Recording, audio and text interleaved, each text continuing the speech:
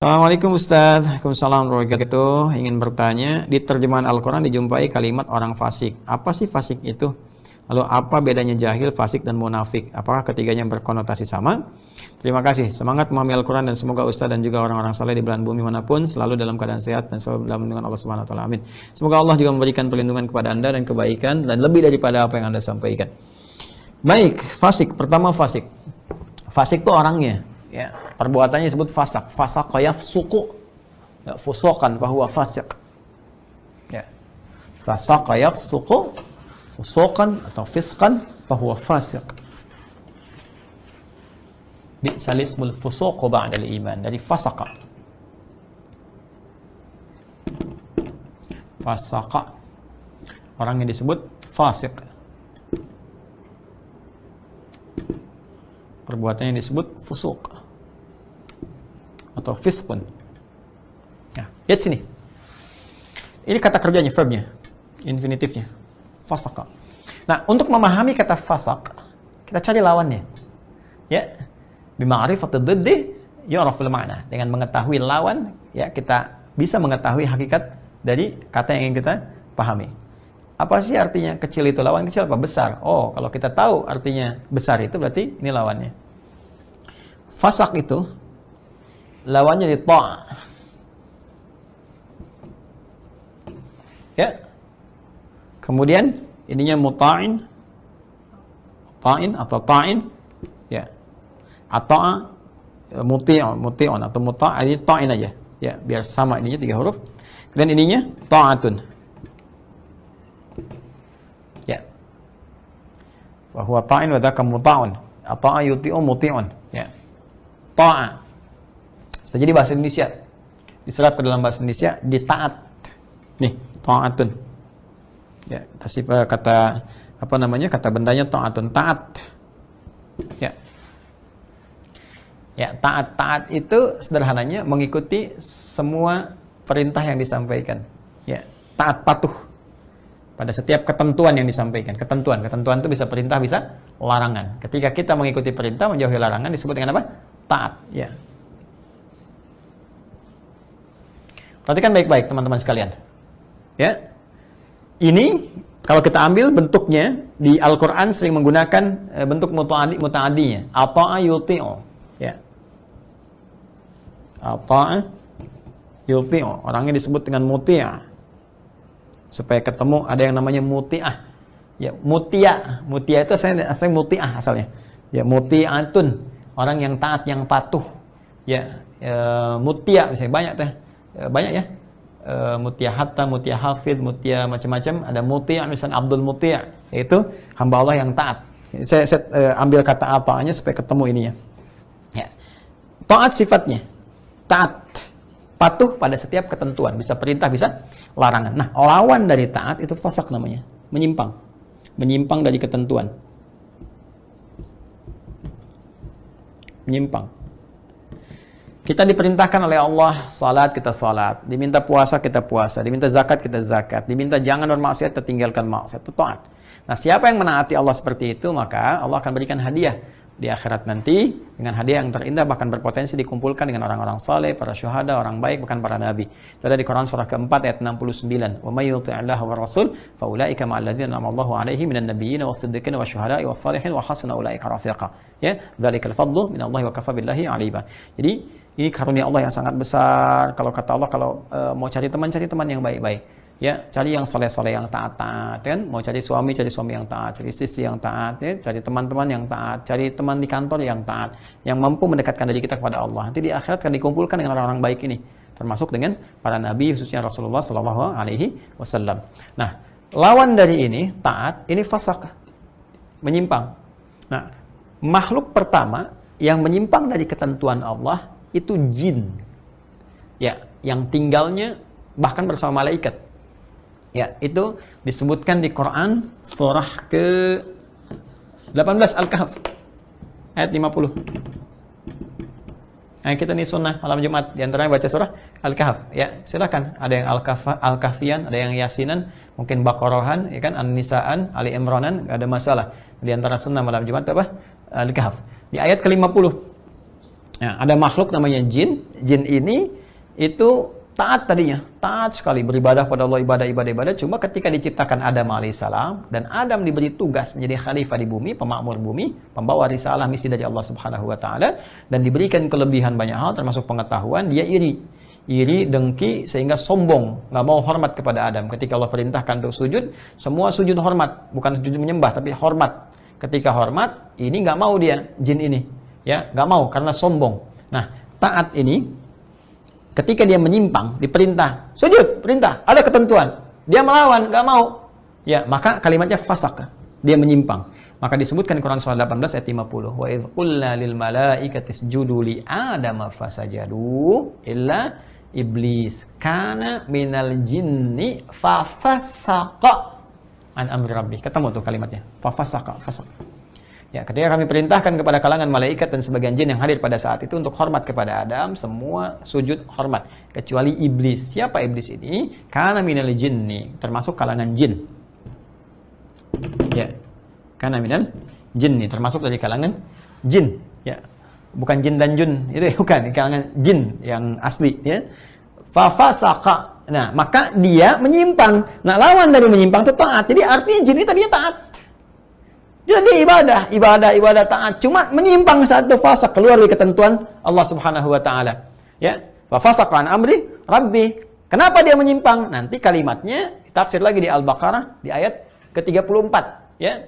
Dengan kalimat yang sama pembukanya. Wa in qulna lil malaikati isjudu li adama fasajadu illa iblis aba. Dia enggak mau, ya, sujud hormat kepada Adam, dia menyimpang. Kenapa? Wastakbar, karena sombong.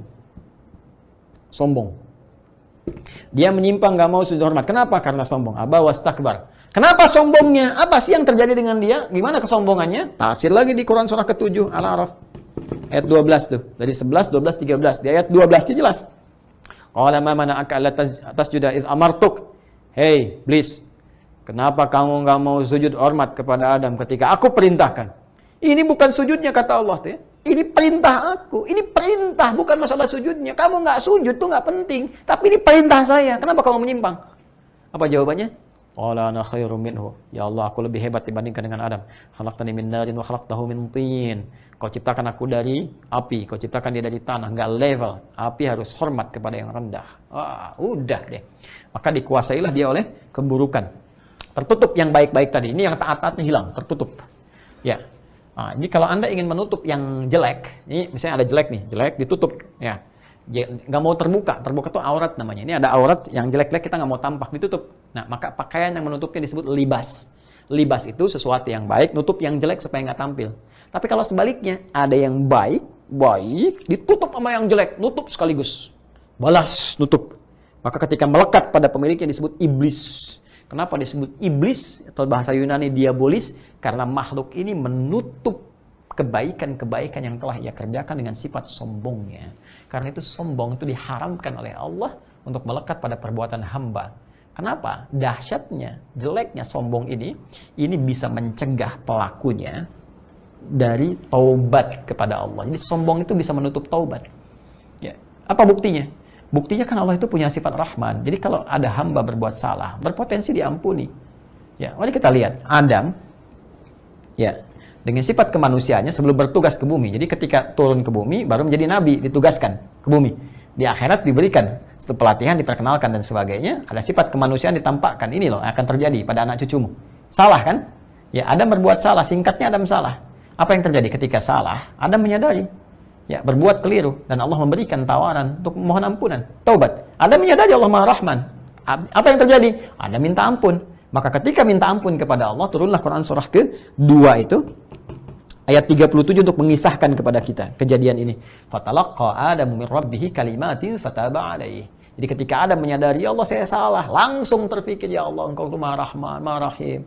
Ya, ini untuk menunjukkan kepada kita yang bukan nabi dan rasul. Karena Adam itu saat bertugas nanti turun ke bumi jadi nabi. Ya, karena itu dijaga dari perbuatan salah. Kita bukan nabi, bukan rasul, potensial salah. Karena itu kisah ini memberikan gambaran kalau terjadi nanti salah, cepat ambil. Seperti dia pernah diajarkan kepada Adam saat sebelum turun ke bumi. Ini dalam pelatihan itu, ya. Nah, jadi di sini diturunkan kalimat taubat, begitu minta turun kalimatnya.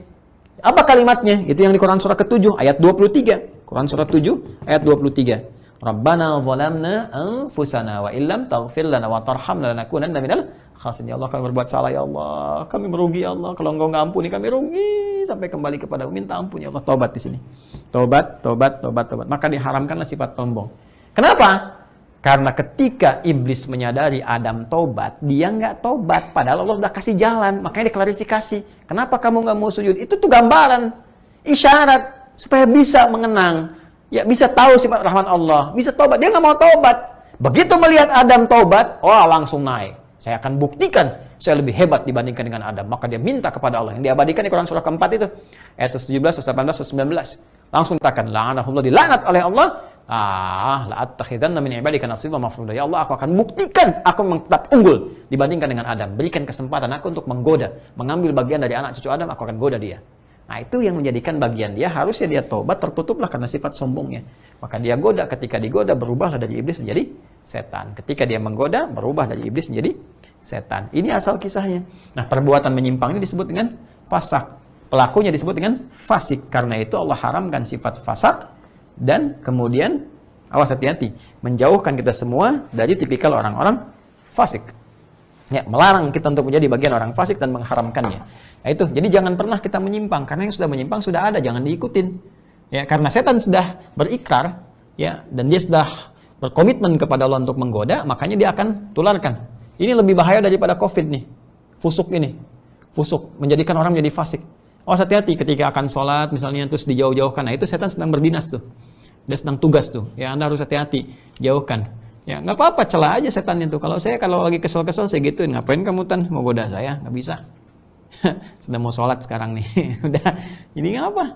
Ini kalau udah diarahkan kepada yang dahsyat-dahsyat, misalnya macam-macam lah pikiran aneh-aneh, tinggalin aja, bikin teh, minum. Ya udah. Jadi kita lebih fresh lagi, lebih nyaman lagi. Itu ya.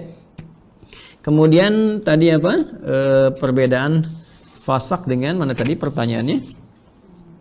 Oh ya. Fasik dengan jahil. Jahil sudah saya bahas tadi. Ya, jahil itu dari kata jahala, ya jahalu, ya, jahila ya jahalu, kemudian orangnya disebut dengan jahil. Jahil itu bisa dua tadi, kadidul ilmi, tidak tahu pengetahuan, dalil hukum. Ya, seperti misalnya karena baru masuk Islam belum tahu, taunya sholat aja, sholat subuh 3 rakaat misalnya kan, karena tidak tahu besoknya dikoreksi. Atau tadi misalnya makan makanan yang diharamkan karena tidak tahu, kemudian dia berbuat jadi lebih baik. Atau yang kedua, ya sudah tahu itu salah, dia kerjakan. Ya, karena ada potensi nafsu tadi, maka dia kembali kepada Allah untuk bertobat, yaitu jahil. Munafik itu dari nifak, ya, nifak itu penyakitnya, munafik itu orang nafaq wa yunafiqu munafik. Munafik itu seperti pernah kita bahas dan kita masih dalam kajiannya, adalah orang yang dia terkena penyakit nifak. Jadi munafik itu orangnya. Munafik orangnya, penyakitnya disebut dengan nifak. Apa penyakit nifak itu? Yaitu penyakit yang menggerogoti ke dalam jiwa ya manusia, yang bisa mengikis sifat-sifat takwanya yang tampak pada hal yang tidak konsisten antara lisan dengan keadaan hati dan perilakunya. Ya, jadi kalau Anda mendapati hal yang tidak konsisten antara lisan dengan perilaku dan keadaan hatinya, itu disebut dengan munafik. Ya, misal lisannya berkata, ini saya tidak melakukan ini, padahal perbuatannya dia mengerjakan itu, ya. Nah, itu tanda munafik yang pertama, idza hadatsa kadzaba, ketika dia bicara dia berdusta. Atau hatinya pun nggak sepakat, dia mengatakan di lisannya, ya saya juga peduli kepada umat Islam, saya peduli juga, saya juga muslim, saya juga macam-macam misalnya, tapi hatinya muncul atau perilakunya ditunjukkan dengan celaan, dengan bertentangan hukum-hukum Islam dan sebagainya, dia termasuk kalangan orang yang munafik. Dia mengatakan muslim tapi mengatakan semua agama itu sama, itu ciri juga kalangan nifak atau munafik. Itu penyakit yang paling berbahaya, dan itu dalam bahasan kajian tafsir kita masih di Quran surah kedua Al-Baqarah. Kemarin kita baru sampai ayat ke-15. Itu masih panjang sampai ke ayat 20 pembukanya, baru ke sana nanti kita teruskan. Di secara kesimpulannya, fasak atau penyimpangan, orang menyimpang disebut dengan fasik. Kemudian penyimpangan disebut dengan maksiat, ya, atau perbuatan yang disebut dengan fusuk. Kemudian jahil itu bisa didul ilmi, orang yang tidak tahu tentang hukum atau pengetahuan tentang sesuatu, atau sengaja berbuat yang salah karena dorongan nafsunya kemudian dia bertobat. Kemudian kalau munafik adalah orang yang tidak konsisten antara keadaan lisan dengan hati dan perilakunya, karena penyakit yang menggerogoti hatinya. Jadi bukan ke fisik tapi ke hati. Ya, Quran surah kedua ayat 10, fi qulubihim marad fazadahumullahu marada.